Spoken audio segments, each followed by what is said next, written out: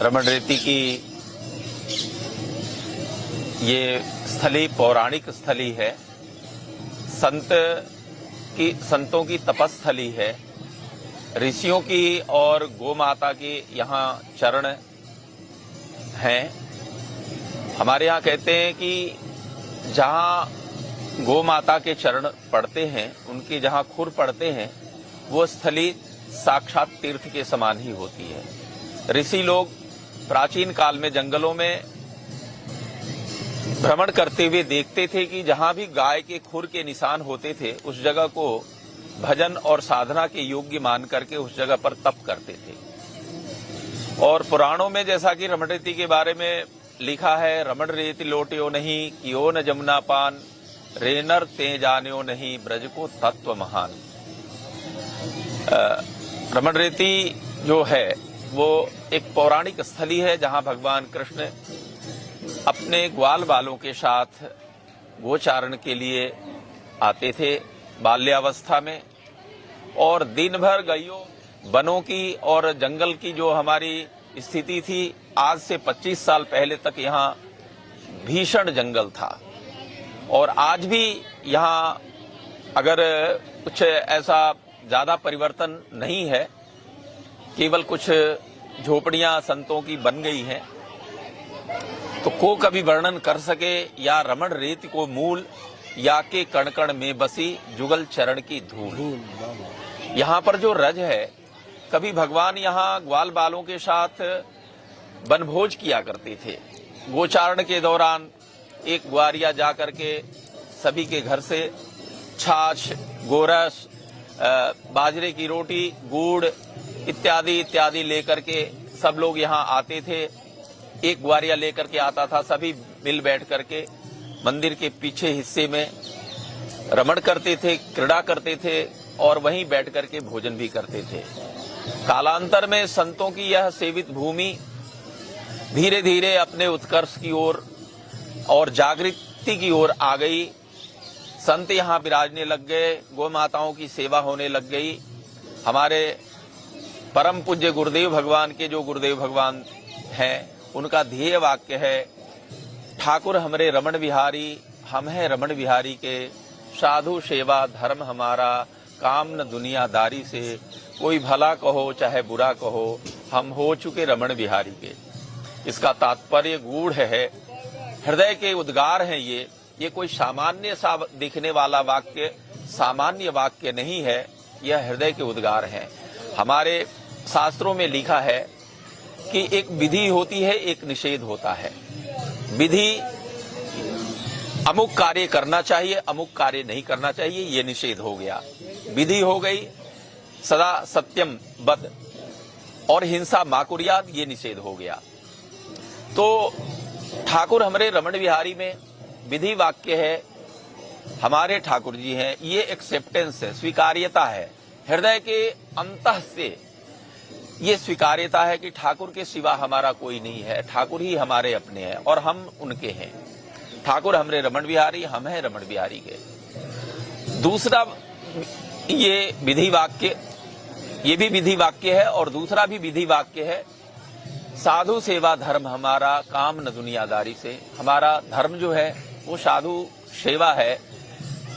जो अच्छे लोग हैं, जो इंसान है, उनकी सेवा करना है, उनकी जरूरतों को पूरा करना है, उनके लिए प्रयत्न, जो दीन दुखी हैं, जो बीमार हैं, जो वृद्ध हैं, उनकी यथा योग्य उपचार, यथोपचार उनकी सेवा ही साधु सेवा है। तो साधु सेवा धर्म हमारा, काम न दुनियादारी से। दुनियादारी से कोई काम नहीं है, ये निषेध वाक्य है।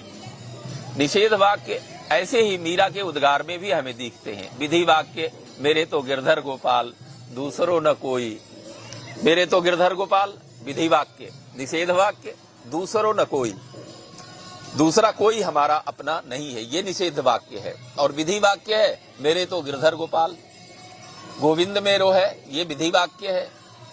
और काम न दुनियादारी से, ये निषेध वाक्य है। तो ये स्थली कालांतर में धीरे धीरे उत्तरोत्तर यहाँ भिक्षाटन करके चून, आटे को ब्रज में हमारे चून बोलते हैं, वो आने लग गया। संतों के द्वारा यहाँ सभी अभ्यागतों की, संतों की सेवा होने लग गई। 2-4 गौ माताओं के साथ गौशाला की शुरुआत हुई और धीरे धीरे उत्तरोत्तर यह जगह एक आकर्षण का केंद्र, जहां संतों का भजन के प्रभाव, अखंड हरिनाम संकीर्तन जो 35 वर्षों से लगातार इस मंदिर प्रांगण में चल रहा है। सामने हमारे ठाकुर रमण बिहारी जी का दिव्य मंदिर, पहले छोटा मंदिर हुआ करता था, अब एक दिव्य मंदिर गुरुदेव भगवान की कृपा से एक दिव्य और भव्य मंदिर बन गया। उस मंदिर में विगत 35 वर्षों से अखंड हरिनाम संकीर्तन चल रहा है। तो यहाँ के जो परमाणु हैं, यहाँ के कण-कण में, या के कण-कण में छिपी युगल चरण की धूल भगवान के चरणों की धूल है। और जैसी हमारी दृष्टि है, सृष्टि वैसा ही है। तो संतों को यहाँ रात्रि में नूपुर की ध्वनि सुनाई पड़ती है, कभी छम-छम छोटे से बालक के भागने की एक आवाज आती है। संत कुटिया खोल करके बाहर देखते हैं, कोई नहीं। कभी बांसुरी की आवाज सुनाई पड़ती है। तो यहाँ की जो दिव्यता है, यहाँ के जो परमाणु हैं, यहाँ जो गौ माताओं की सेवा होती है। हमारे यहाँ गौशाला नहीं बोलते हैं, हम इन्हें गौ मंदिर बोलते हैं। हमारे गौ मंदिर में इस समय 2500 गोवंश हैं, 2500 गोवंश, और नित्य प्रति इनको महाराज श्री के द्वारा, संतों के द्वारा पूजा और सेवा नित्य प्रति मंगला आरती के बाद पूज्य महाराज श्री गौ माताओं के दर्शन करते हैं। उनको आटे की और गुड़ की बनी हुई लड्डू का भोग लगाते हैं। इस तरह से ये आश्रम आज यहाँ जितने लोग भी आते हैं, जिनके हृदय में कृष्ण प्रेम के लिए यहाँ भोजन प्रसाद की अखंड अन्न क्षेत्र की व्यवस्था है, जहाँ की पंगत में सभी संतों के साथ पूज्य महाराज श्री और सारे आश्रम के ऋषि कुमार सभी लोग यहाँ बैठ करके एक साथ प्रसाद ग्रहण करते हैं, भोजन का प्रसाद पाते हैं। भोजनालय पे हमारे यहाँ आज ये लिखा हुआ है कि अपना ही प्रारब्ध भोगने जीव जगत में आता है, अन्न के दाने दाने पर अपना नाम लिखा कर लाता है। हम उनके कृतज्ञ बड़े, वे हम पे दया दिखाते हैं, अपना प्रारब्ध आप लाकर आश्रम पर खाते हैं। तो इसका तात्पर्य भी बड़ा अद्भुत है कि जो लोग यहाँ आज हजारों की संख्या में यहाँ लोग प्रसाद ग्रहण करते हैं, जो आसपास के गरीब लोग हैं, जो अभ्यागत हैं, जो दूर दराज के क्षेत्रों से आए हुए लोग हैं, सबको यहाँ दोपहर का जो राजभोग प्रसाद, भोजन का प्रसाद, सुबह बाल भोग का प्रसाद, रात्रि की बयारू इत्यादि का प्रबंध आश्रम की ओर से रहता है। सबको यहाँ प्रसाद पाने के लिए एक सौभाग्य प्राप्त होता है, जो हमारे सद्गुरुदेव भगवान के संकल्प के द्वारा संकल्प से सिद्धि होती है। तो महापुरुषों के संकल्प सिद्ध होते हैं। संकल्प जो मन में यद्यदाचरति श्रेष्ठ तत्तदेवेतरो जनः सयत् प्रमाणम कुरुते लोकस्तदनुवर्तते। जो आचरण बड़े लोग करते हैं, महापुरुष करते हैं, उसका अनुसरण हम सभी करते हैं। अनुसरण हमें करना चाहिए। उन पद चिन्हों पे हमें चलने की प्रेरणा वहीं से मिलती है और उन्हीं के द्वारा वो सामर्थ्य मिलता है। आश्रम के इस विस्तृत प्रांगण में, जो 200 एकड़ में विस्तृत ये आश्रम प्रांगण है, यहाँ गौ मंदिर के अतिरिक्त एक आरोग्य मंदिर भी है। आरोग्य मंदिर जिसको हम चिकित्सालय कह सकते हैं, हॉस्पिटल कह सकते हैं। यहाँ आसपास के जो लोग हैं उनको औषधि वितरण, निःशुल्क औषधि, दवाइयाँ, मेडिसिन और उनका उपचार का प्रबंध है। 10 बेड का हॉस्पिटल है, ऑपरेशन थिएटर है, समय समय पर हर्निया, अपेंडिक्स और आंख के ऑपरेशन की व्यवस्था भी यहाँ निरंतर 2 या 3 डॉक्टर निरंतर यहाँ MBBS डॉक्टर विराजते हैं और यहाँ के आने वाले लोगों की और यहाँ के जो ऋषि कुमार हैं, संत हैं, उनकी सेवा और आरोग्य का ध्यान रखते हैं। उसमें बिल्कुल प्रमाद नहीं करते हैं। आश्रम में एक संस्कृत पाठशाला भी है, जहाँ ऋषि कुमार आश्रम की शोभा है। आश्रम में नित्य उनके संध्या वंदन, आरती और स्तुति के समय में वो रमण रीति में उनकी उपस्थिति होती है, पंगत में भी उनकी उपस्थिति होती है। अन्य समय में विद्यालय प्रांगण में वो अपने नित्य अध्ययन के क्रम में संलग्न होते हैं। तो ऋषि कुमारों की उपस्थिति और उनका वेद के प्रति वेद अध्ययन और संस्कृत का अनुराग, यह उनके जीवन को बहुत ही उत्कृष्ट बनाता है। आश्रम उत्तरोत्तर अग्रसर हो रहा है। सद्गुरुदेव भगवान की कृपा और संतों की कृपा के द्वारा यहाँ जो सेवाएं चल रही हैं उनका संक्षेप में मैं वर्णन कर दिया। पहले ही मैं कह चुका हूँ कि को कभी वर्णन कर सके, या रमण रेति को मूल, या के कण कण में बसी जुगल चरण की धूल। भगवान के चरणों की रज है, ये रज मस्तक पे लोग लगाते हैं। मंदिर के पीछे हम लोग खूब, जब भीड़ भाड़ नहीं होती है तो यहाँ खूब लौटते, हम लोग भी लौटते हैं, और देखा देखी हजारों लोग यहाँ लौटने के लिए लोग आते हैं, खेलने के लिए आते हैं। ये सीरियस होने की जगह नहीं है। यहाँ तो भगवान ने क्रीड़ा किया है, तो यहाँ आकर के लोग अपने सांसारिक जो व्याधियां हैं, जो सांसारिक चिंताएं हैं, उनको छोड़ करके कुछ क्षण के लिए इस भक्ति के भाव में विभोर हो जाते हैं। हाथी के द्वारा यहाँ आश्रम में आरती संध्या होती है, संध्या आरती भी और प्रातः की आरती भी हाथी के द्वारा होती है। हाथी की उपस्थिति होती है। हाथी हैं, घोड़े हैं और ऊंट हैं। ये ठाकुर जी का ऐश्वर्य है। प्राचीन भारत में, प्राचीन संस्कृति के, हमारे सनातन संस्कृति में मंदिरों में के ये ऐश्वर्य हुआ करते थे। हाथी, घोड़े, ये सब इनकी उपस्थिति ठाकुर जी के सामने, ये एक तरह से पेशवाई होती है ठाकुर जी के सन्मुख इनकी। और ये पूरे डिसिप्लिन में, अनुशासन में ठाकुर जी की आरती में भाग लेते हैं, और सब लोग इनका दर्शन करते हैं और ये लोगों का दर्शन करते हैं। तो ये भी कोई एक अवतारी व्यक्तित्व है, क्योंकि यहाँ ब्रज में जो लता पता है, ये सब ने कुछ न कुछ अच्छे कर्म किए होंगे जिसके द्वारा वो यहाँ के लता पता बने। यहाँ के हाथी, घोड़े और जो हिरण है वो बने। आश्रम प्रांगण में एक बहुत ही सुंदर हिरण अभ्यारण्य भी है।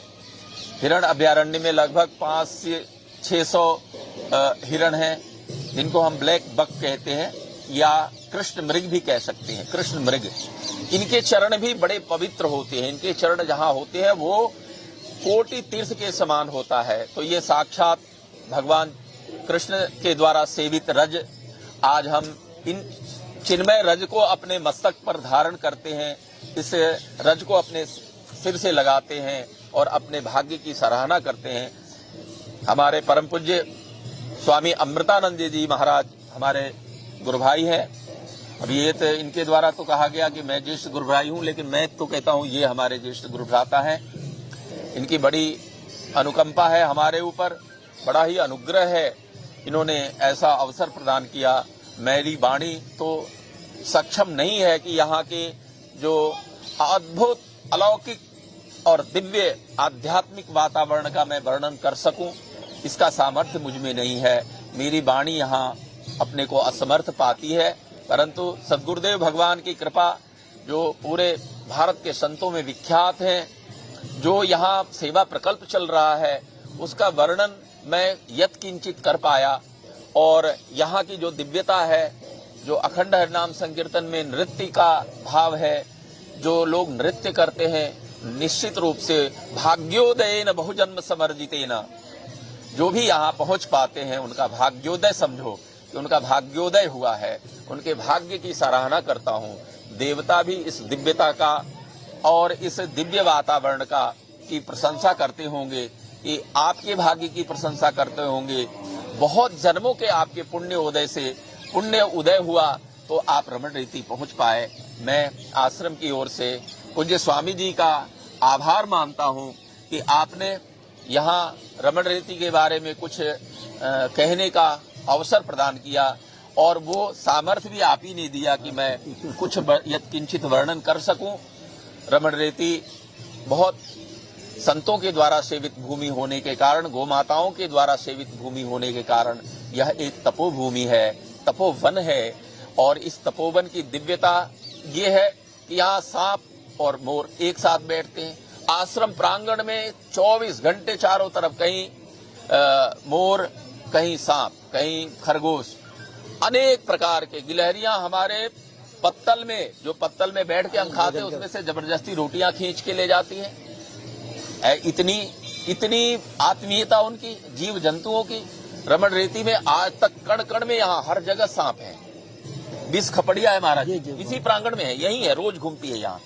विष खपड़िया है, लेकिन आज तक ना किसी सांप ने किसी को खाया, ना किसी बिच्छू ने डंक मारा, ना कोई जानवर किसी को हानि नहीं पहुंचाते हैं, बल्कि आपस में सब मिलजुल करके प्रेम से यहाँ विचरण करते हैं और अपने भाग्य की सराहना भी करते होंगे। मैं ऐसा मानता हूँ, जैसा कि हम और स्वामी जी भी अपने भाग्य की सराहना कर रहे थे कि हमारा सौभाग्य है कि हम इस धरती से जुड़े, हम इस धरती पर कुछ पल के लिए रुके या कुछ दिन के लिए रुके। यह